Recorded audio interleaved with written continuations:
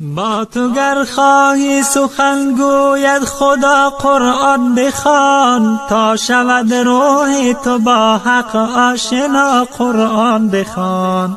ای بشر یاد خدا آرامش دل می‌دهد، دردمندان را بود قرآن شفا قرآن بخوان.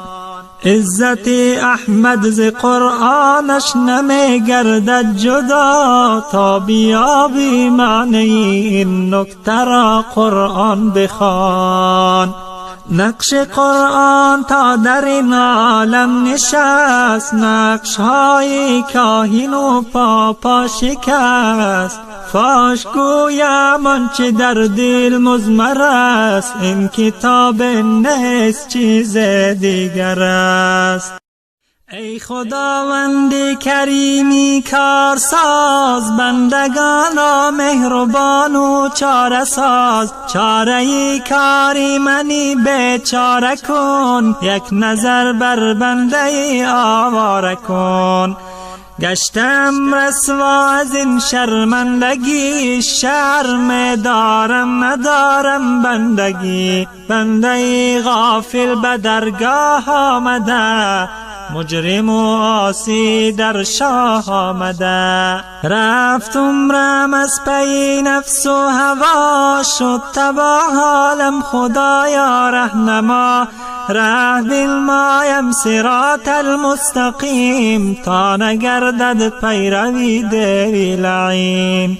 گر نباشی دستگیرم ای خدا، میبرد شیطان مرا دامی بلا.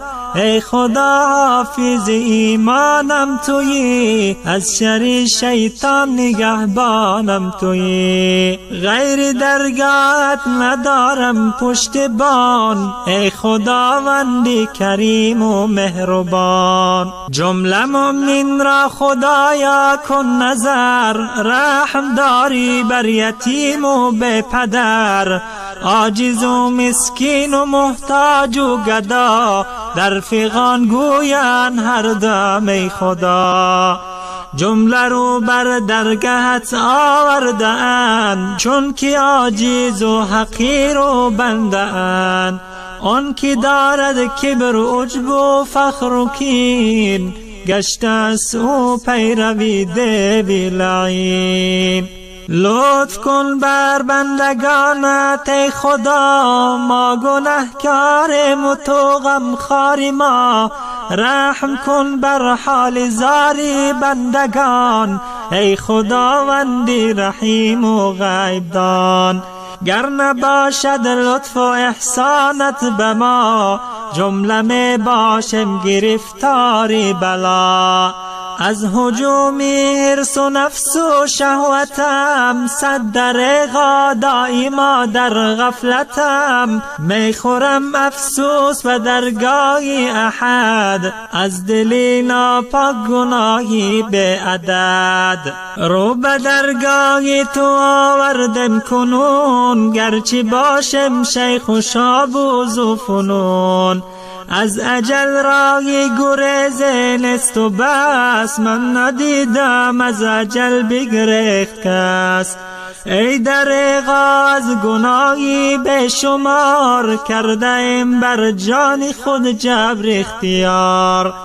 ما به جانی خود ستم خود کرده ایم، زین سبب نزد خدا شرمنده ایم.